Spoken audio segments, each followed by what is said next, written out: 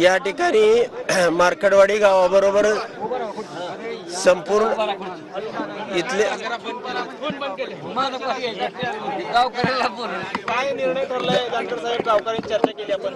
Police प्रशासनाबरोबर चर्चा सुरुवातीला केली। पोलीस प्रशासनाने त्या ठिकाणी तुम्ही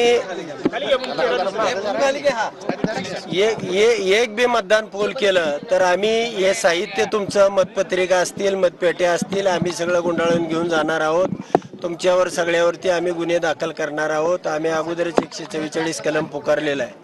आता या प्रशासनाच्या भूमिके संबंधी सगळ्या गावकऱ्यांशी या ठिकाणी चर्चा करण्यात आली। गावकऱ्यांचं म्हणणं असं आहे की जर मतदानच करू देत नसतील ते आपण पेट्या धरून ठेवणार आणि ते हिसकावून घेतील, यामध्ये गोंधळ उडेल आणि त्याचे झटापट होईल आणि झटापटीमध्ये लोक निघून जातील। जी मतदानाची प्रक्रिया आहे किमान 1500 मतदान तरी पोल होण्याशिवाय या ठिकाणचा रिझल्ट येऊ शकत नाही आणि ते 1500 मतदान या ठिकाणी मला होणार होतं, परंतु प्रशासनाच्या या भूमिकेमुळं या ठिकाणी मतदानच करू द्यायचं नाही आणि साहित्य घेऊन जायचं हा पोलिसांनी इथं सगळा केलेला प्लॅन आहे। त्यामुळं आम्ही या ठिकाणी थांबण्याचा गावकऱ्याबरोबर चर्चा केल्यानंतर निर्णय घेतलेला आहे। आम्ही येणाऱ्या 8 दिवसामध्ये प्रांत कार्यालय असेल किंवा अजून जिथं सुयोग्य न्याय मागण्याचं ठिकाण असेल त्या ठिकाणी ताकदीनं एक 25 ते 50 हजार लोकांचा या तालुक्यातला जो आक्रोश आहे हे निवडणूक आयोगापर्यंत या न्यायव्यवस्थेपर्यंत या सरकारपर्यंत पोहोचवण्याचा ताकदीनं प्रयत्न करू आणि यामध्ये मात्र न्याय मिळाल्याशिवाय हा उत्तमराव जानकर थांबणार नाही एवढंच मीडियाच्या माध्यमातून तुम्हाला सांगतो।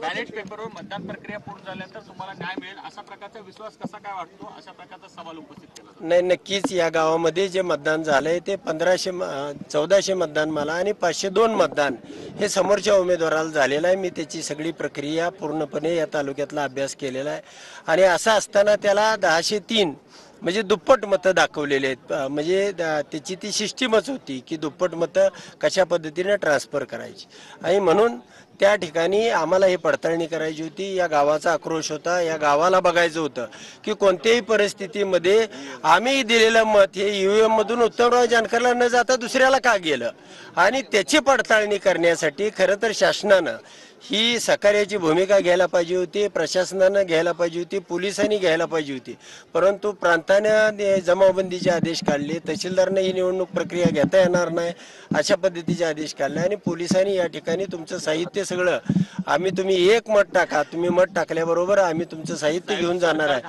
आणि त्या ठिकाणी नक्कीच सरकार घाबरतंय की ही प्रक्रिया होऊ देत नाही आणि मग तुम्हाला न्याय मागायचा कसा, ही साधी प्रक्रिया होती आणि या साध्या प्रक्रियेतनं तुम्हाला सगळे उमेदवार महाराष्ट्रातले असतील, सरकार असेल, ते सगळ्याच्या पुढे चित्र जाणार होतं। तुम्ही सगळ्या चॅनलची मीडिया या ठिकाणी तुमच्या समक्ष लाईव्ह पद्धतीनं मतदान होणार होतं आणि प्रशासनानं जर हे मतदान करू दिलं असतं तर हे चित्र महाराष्ट्राच्या समोर यावं यासाठी मी रात्र झोपून या ठिकाणी ह्या लोकांना आधार देण्यासाठी, ह्या लोकांना एक विश्वास देण्यासाठी मी रात्रभर या चटईवरती झोपलो होतो। सगळं गाव 1000 लोक झोपले होते, पण 1000तले लोक आता पोलीस असल्यामुळं 300-400 लोक या ठिकाणी आहेत, बाकीचे लोक यायला तयार नाहीत आणि जर आले तर या ठिकाणी पोलिसाबरोबर झटापट करणं, मुलं शाळेमध्ये जाणं आणि त्यातून जो रिझल्ट आहे मला जो 1500 मतं पोलिंग झाल्याशिवाय निघत नाही तो घेता येत नाही, म्हणून या ठिकाणी थांबण्याचा निर्णय गावकऱ्याबरोबर चर्चा करून आम्ही घेतला। नक्कीच जे इथं घडलं तेच राज्यामध्ये घडलेलं आहे आणि इथं सुद्धा एक मत BJPला गेल्याशिवाय दुसरं मत ट्रान्सफर होत नव्हतं, त्यामुळे त्यांना 54,000 मतं पडली की 1,08,000 झाली त्याची, म्हणजे प्रत्येक मताला मल्टीपाय म्हणजे एकाशी एक असा फॉर्म्युला या ठिकाणी होता आणि म्हणून त्यांनी अशा पद्धतीनं या ठिकाणी जो विरोध केला जी जाणीवपूर्वक या ठिकाणी मतदानाची पडताळणी करू दिली नाही, अशीच याच गावात नाही, मी 10 गावामध्ये जरी अशा पद्धतीनं आपण बूथ लावले आणि साधी प्रक्रिया आहे, सोपी प्रक्रिया आहे, गाव स्वखर्चानं करतंय. त्याच्यामध्ये काय कोणाला शासनाचा खर्च आहे, कुठं पोलीस प्रशासन आम्ही मागतोय, बंदोबस्त मागतोय, असं काहीही नव्हतं. परंतु प्रशासनाने या ठिकाणी अडवणूक केलेली आहे.